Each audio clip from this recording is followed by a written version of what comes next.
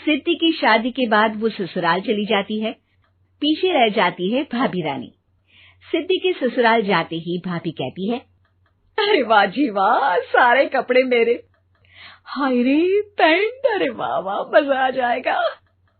अरे ये सिद्धि की अलमारी के सामने खड़े होकर क्या बड़बड़ा रही है? जाकर देख मेहमानों को विदाई की मिठाई मिली कि नहीं। अब हाँ माँ जी, क्यों नहीं, लेकिन पहले कपड़े तो बदल लूं। अब रानी आ जाती है सिद्धि के उन कपड़ों में जो वो ससुराल जाने से पहले घर छोड़ जाती है। अरे रानी, कुछ दिन रुक जाती। अरे ये तो सिद्धि बिटिया को मैंने ही दिया था, बड़ा ही फबता था उस पर, तुझ पर तो कुछ खास नहीं लग रहा। अब वो ना मेरे सारे कपड़े गीले थे तो सोचा पहन लूं।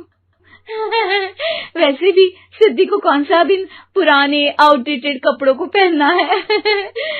वैसे भी ये सूट तो मैंने तभी पहना था, वैसे खास है भी नहीं ये। हाँ ठीक है, लेकिन ना मेरी सिद्धि पर तो जमता था।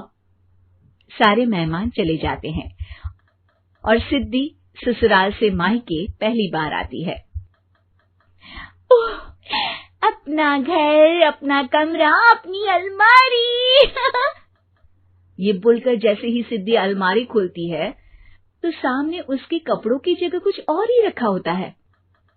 माँ, जरा कमरे में तो आना।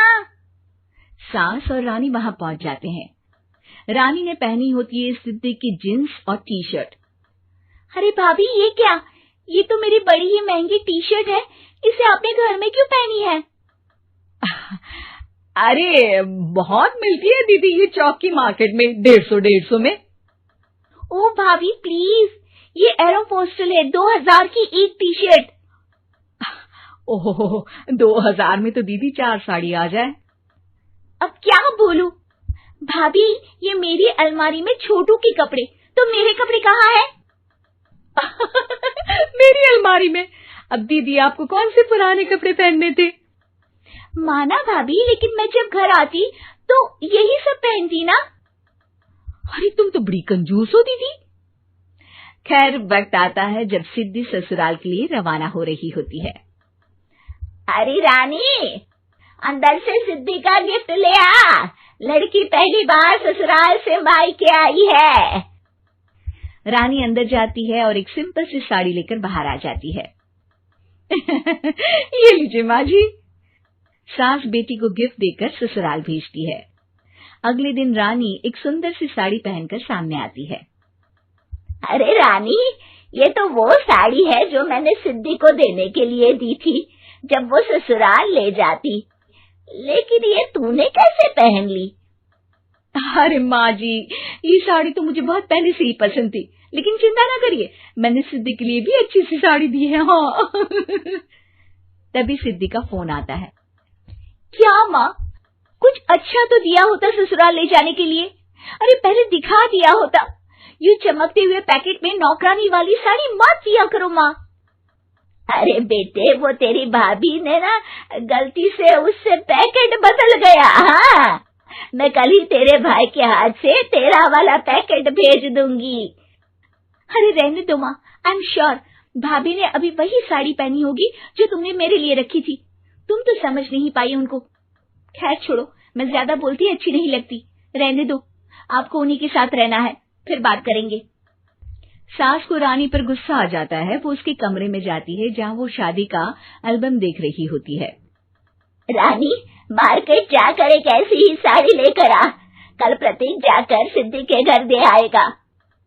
अरे क्यों माँ जी, कितनी साड़ी देनी है दीदी को? यहाँ कोई सेल लगी है क्या? अरे चुप कर, मेरे बेटी के हिस्से की साड़ी खुद पहन ली, अब ज्यादा ज्ञान बांट रही है। एक दिन सिद्धि का फोन आता है। माँ, मेरी सास ने आप सबको खाने पर बुलाया है। सारे लोग सिद्धि के ससुराल पहुंचते हैं। खाना खाकर वो लोग निकल रहे होते हैं कि सिद्धि की सास सभी को गिफ्ट देती है। अरे बहन जी, बेटी के घर का खाना खा लिया, यही बहुत है जो आप ऊपर से गिफ्ट भी दे रही है। अरे बहन जी, आप भी कहाँ इन बातों पर विश्वास कर रही हैं।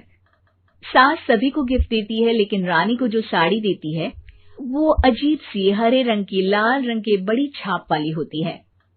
अरे छी, ये कौन पहनेगा? सासू माँ को तो जरी वाली इतनी सुंदर, और मेरे लिए ये नौकरानी वाली।